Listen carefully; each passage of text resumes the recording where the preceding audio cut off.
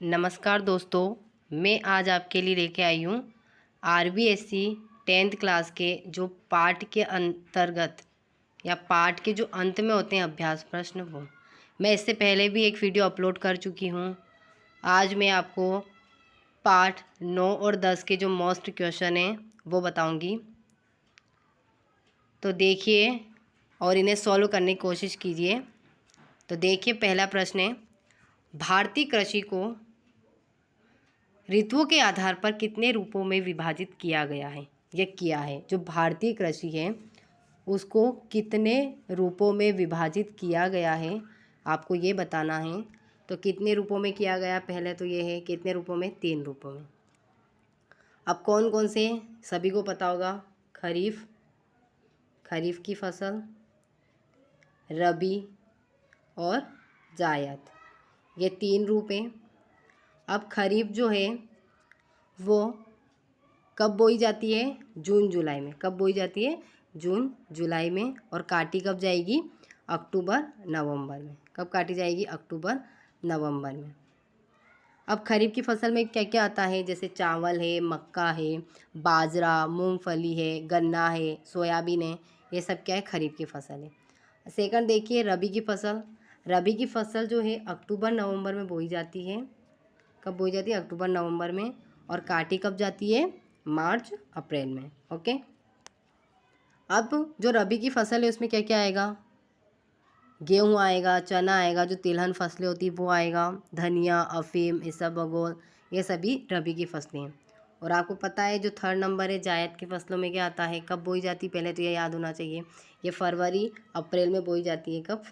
फरवरी से अप्रैल के बीच में बोई जाती है। और ये काटी कब जाती है? तो ये जून जुलाई में काटी जाती है। इनमें क्या आ जाएगा? इनमें सब्जी आ जाएगी, तरबूज आ जाएंगे, ककड़ी, खीरा वगैरह ये आ जाती है। नेक्स्ट देखिए, भारत में बागानी फसलें कौन कौन सी हैं? बागानी फसलें कौन कौन सी? अब आपको पहले तो ये याद होना चाहिए बागानी फसलें कहते किसे हैं। तो कहते हैं ऐसी फसलें जिन्हें विशाल बागानों में उत्पादित किया जाता हो, जैसे कि पेय व औद्योगिक कार्यों में उपयोग में लिया जाता हो, उन्हें कहेंगे हम बागानी फसलें। तो ये कौन कौन सी होगी? ये हो जाएगी आपके चाय, कॉफ़ी, रबड़, गरम मसाले, ये सभी क्या हैं? आपके बागानी फसलें हैं। ओके। नेक्स्ट देखिए, मुद्रादायिनी फसलों से क्या आशय है? जो मुद्रादायिनी फसलें हैं उनसे क्या आशय है? मुद्रादायिनी फसलें किसे कहेंगे? मुद्रादायिनी का मतलब जो हमें मुद्रा देती हो। मुद्रा यानी जिससे हमारा व्यवसाय चलता हो, जिससे हम व्यापार करते हैं, उसे मुद्रादायिनी फसलें कहेंगे। वैसे तो देखिए आप किसे कहेंगे? ऐसी फसलें जिनका उपयोग व्यावसायिक कार्यों के लिए या उद्योग में कच्चे माल के रूप में प्रयोग किया जाता हो, इन्हें मुद्रादायिनी या नकदी फसलें भी कहते हैं। मुद्रादायिनी को नकदी फसलें भी कहेंगे।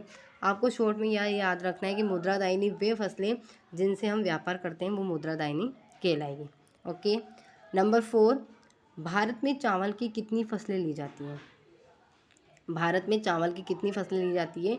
तो आपको याद रखना, भारत की 3 फसलें ली जाती है। कितनी ली जाती है? 3। कौन कौन सी?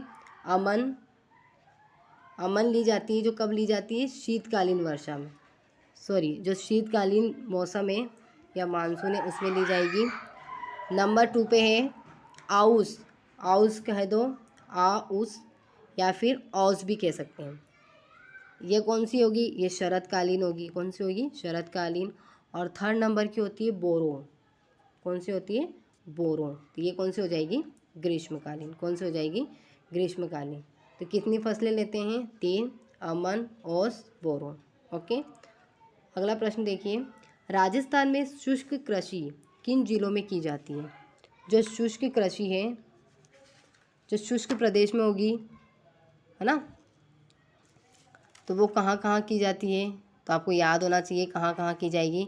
वैसे भारत की जो मेन शुष्क कृषि है वो एक ही मानी जाती है और वो ज़्यादा होती है। कौन सी होती है? बाजरा, है ना। तब शुष्क कृषि किन किन जिलों में की जाती है? जोधपुर, कहाँ कहाँ की जाएगी? जोधपुर, बाड़मेर, जैसलमेर, गंगानगर, सीकर, झुंझुनू, ये सभी तो क्या है? शुष्क प्रदेश है। पता है आपको शुष्क प्रदेश है।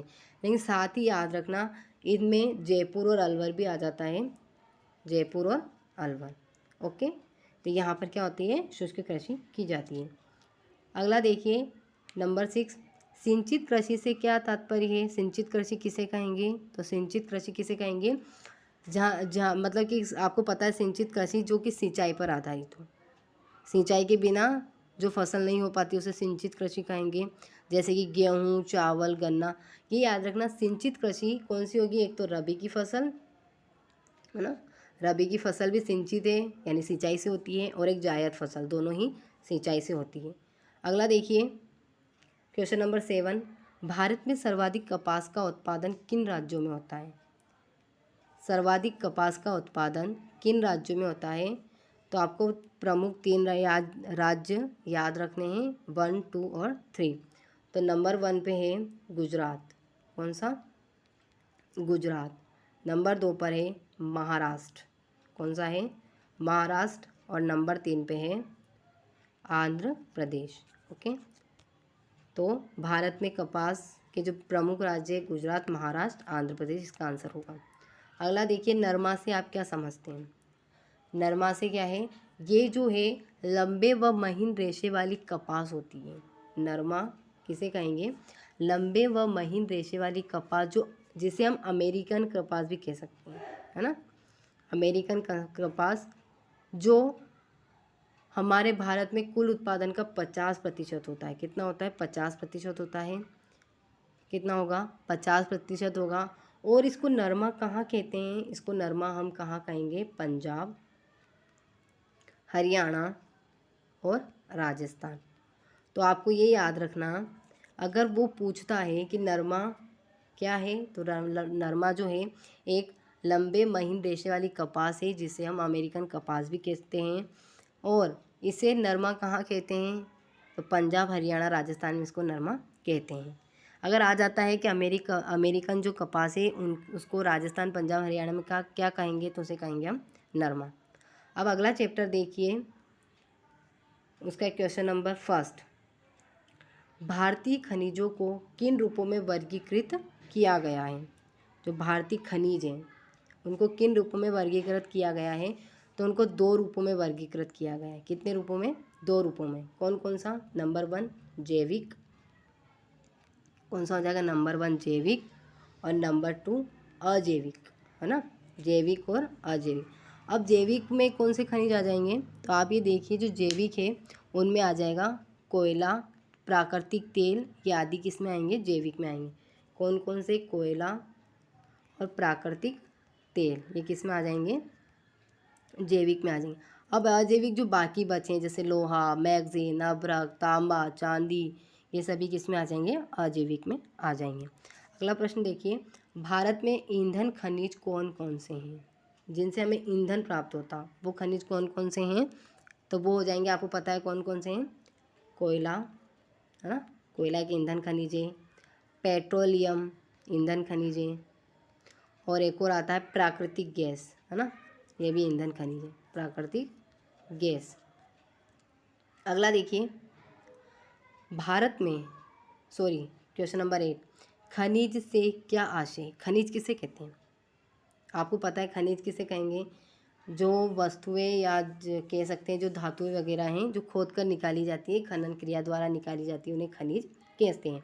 अब SST लैंग्वेज यानी सामाजिक भाषा में कैसे इसकी परिभाषा बनेगी, तो वो देखिए, खनिज से तात्पर्य होता है भूमि से खनन क्रिया के द्वारा निकाले गए रासायनिक तथा भौतिक गुणों वाले उन पदार्थों से होता है जो कि मानव के लिए विभिन्न क्षेत्रों में उपयोगी होते हैं। आया समझ में, खनन क्रिया के द्वारा निकाले गए रासायनिक और भौतिक, ये याद रखना, रासायनिक और भौतिक वाले जो पदार्थ होते हैं उन्हें खोदकर निकालने की क्रिया ही क्या कहलाती है, खनिज कहलाती है। भारत में कौन से लौह अयस्क पाए जाते हैं, ये बताना है। तो भारत में लौह अयस्क 4 प्रकार के पाए जाते हैं। कितने प्रकार के, 4 प्रकार के। कौन कौन से, मैग्नेटाइट या मैग्नेटाइट भी कह सकते हैं इसको, हेमेटाइट, लिमोनाइट, कौन सा, लिमोनाइट, और एक होता है सीडेराइट। कौन सा होता है, सीडेराइट। अब ये देखना, जो मैग्नेटाइट है उसमें जो लोहांश की मात्रा होती है वो होती है 70 से 75 के मध्य। कितनी होती है? 70 से 75 के मध्य होती है। और जो हेमेटाइट है उसकी मात्रा कितनी होती है, उसमें लोहांश की मात्रा कितनी होती है? तो उसमें होती है 60 से लेकर 70%। और ये दो ही जो है लौह अयस्क बेस्ट कह सकते हैं अयस्क हैं, है ना। लौह अयस्क जो है ये सबसे बेस्ट है, नंबर 1 और 2 कौन सा? मैग्नेटाइट और हेमेटाइट। अगला देखिए, अगला प्रश्न है, राजस्थान में ईंधन खनिज किन जिलों में पाए जाते हैं? अब इसका क्वेश्चन क्या है, जो राजस्थान में ईंधन खनिज है वो किन जिलों में पाए जाते हैं? पहले तो आपको पता है ईंधन खनिज कौन से होते हैं, जो मैंने आपको भी ऊपर बताया।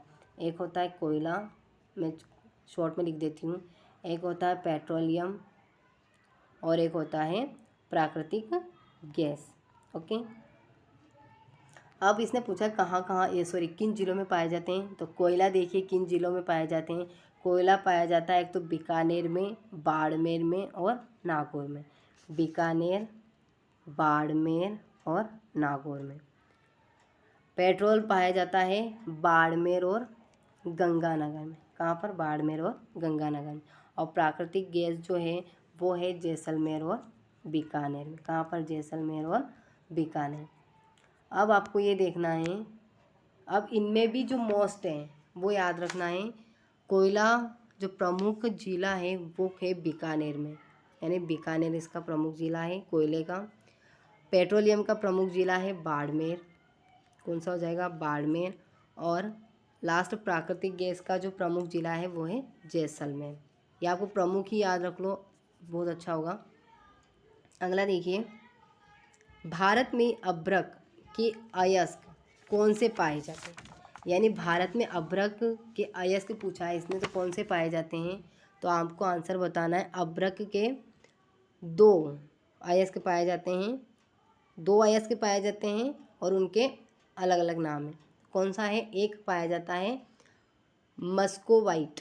कौन सा होता है? मस्कोवाइट, जिसे हम रूबी भी कह सकते हैं, है ना, यानी रूबी भी कह सकते हैं। तो एक तो मस्कोवाइट या रूबी अभ्रक होता है, और नंबर 2 पे होता है बायोराइट। कौन सा होता है? बायोराइट, जिसे हम गुलाबी अभ्रक भी कहते हैं। ओके, यानी भारत में 2 प्रकार के अभ्रक के जो अयस्क है वो पाए जाते हैं, एक तो मस्कोवाइट और एक बायोराइट। मस्कोवाइट को हम रूबी कह सकते हैं या रूबी कहते हैं, और बायोराइट को गुलाबी अभ्रक कहते हैं। अगला देखिए, परमाणु खनिज कौन कौन से हैं? परमाणु खनिज कौन कौन से हैं ये बताना है। परमाणु खनिज कौन कौन से ये बताना है। मैं इसको ऊपर कर लेती हूँ थोड़ा। तो परमाणु खनिज कितने होते हैं? देखिए, भारत में परमाणु खनिज पाए जाते हैं। एक होता है यूरेनियम। कौन सा होता है? यूरेनियम, है ना, यूरेनियम। एक होता है प्लूटोनियम। कौन सा होता है? प्लूटोनियम। एक होता है थोरियम। कौन सा होता है? थोरियम। कितने हो गए? 3। एक होता है बेरिलियम। कौन सा होता है? बेरिलियम, है ना। और एक होता है जिरकन। कौन सा होता है? जिरकन, जिरकन। अब आप ये बताइए, जो रावत भाटा हमारे क्या है? ताप विद्युत है, तो वो कौन से परमाणु, वहाँ पे परमाणु ऊर्जा है ना, परमाणु अणु, तो वो कौन से वहाँ पे कौन से कह सकते हैं परमाणु खनिज में कौन से अयस्क का, है ना, कौन से खनिज का उपयोग किया गया है या प्रयोग किया गया है? तो वहाँ पे किया गया है अपने यूरेनियम का। कौन सा? यूरेनियम। यूरेनियम का वहाँ पर प्रयोग किया गया है। और लास्ट क्वेश्चन है, जीवाश्म खनिज से आप क्या समझते हैं? जीवाश्म जो खनिज होता है उससे आप क्या समझते हैं? वो होता है वनस्पति तथा जीवों के सागरी भागों में दबने तथा रासायनिक तथा तापिक क्रिया से निर्मित खनिज जीवाश्म खनिज कहते हैं।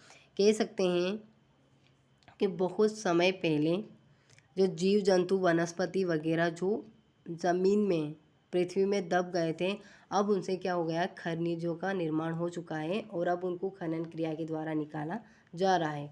तो वो होता है जीवाश्म खनिज, यानी जो जीवाश्म से पता चला जो जीवों वनस्पति आदि के दबने की वजह से जो उत्पन्न हुए। ओके, तो ये थे कुछ मोस्ट क्वेश्चन। तो प्लीज़ मेरे चैनल को लाइक करें, सब्सक्राइब करें और बेल आइकन को दबाना ना भूलें, जिससे मेरे आने वाली वीडियो आपको मिलती रहे। आई होप आपको वैसे क्वेश्चन पसंद भी आए होंगे, समझ भी आए होंगे। अब मेरी नेक्स्ट वीडियो आती रहेगी, तो मेरे चैनल को आप सब्सक्राइब कर लीजिए और शेयर भी कीजिए। Thank you.